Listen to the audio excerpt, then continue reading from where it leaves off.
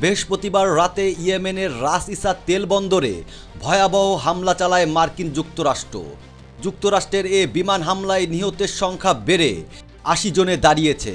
এছাড়া এই হামলায় আরও ১৭১ জন আহত হয়েছেন। দেশটির সশস্ত্র যোদ্ধা হুতি বিদ্রোহীরা জানিয়েছে এটি ইয়েমেনে যুক্তরাষ্ট্রের অন্যতম বড় প্রাণঘাতী হামলা।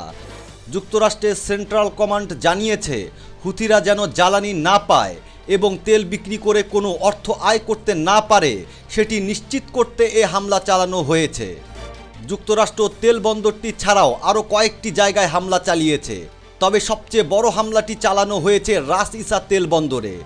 তেল বন্দরটিতে যখন কর্মীরা কাজ করছিলেন তখন প্রথম 4টি হামলা হয়।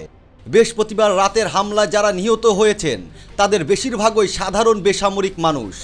আর এত বেসামরিক মানুষের মৃত্যুর কারণে পুরো ইয়েমেন জুড়ে নিন্দার ঝড় উঠেছে।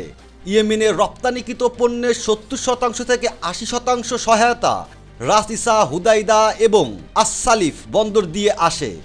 গত জানুয়ারিতে যুক্তরাষ্ট্রের প্রেসিডেন্টের দায়িত্ব নেন ডোনাল্ড ট্রাম্প। এরপরই তিনি ইয়েমেনে ব্যাপক হামলা চালানোর নির্দেশ দেন।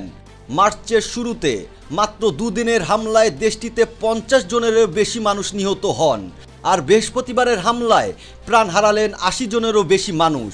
হুতি কর্মকর্তা মোহাম্মদ নাসের আল আতিফি স্থানীয় সংবাদ মাধ্যম আল মাসেরাহ টিভিকে বলেছেন, যুক্তরাষ্ট্রের এসব হামলা তাদের মনোবল ভাঙতে পারবে না। তারা ফিলিস্তিনের গাজাবাসীকে সমর্থন করে যাবেন। ফিলিস্তিনের প্রতি সংহতি জানাতে 2023 সালের নভেম্বর থেকে হুথিরা ইসরায়েল সংশ্লিষ্ট জাহাজ লক্ষ্য করে 100টির বেশি হামলা চালিয়েছে।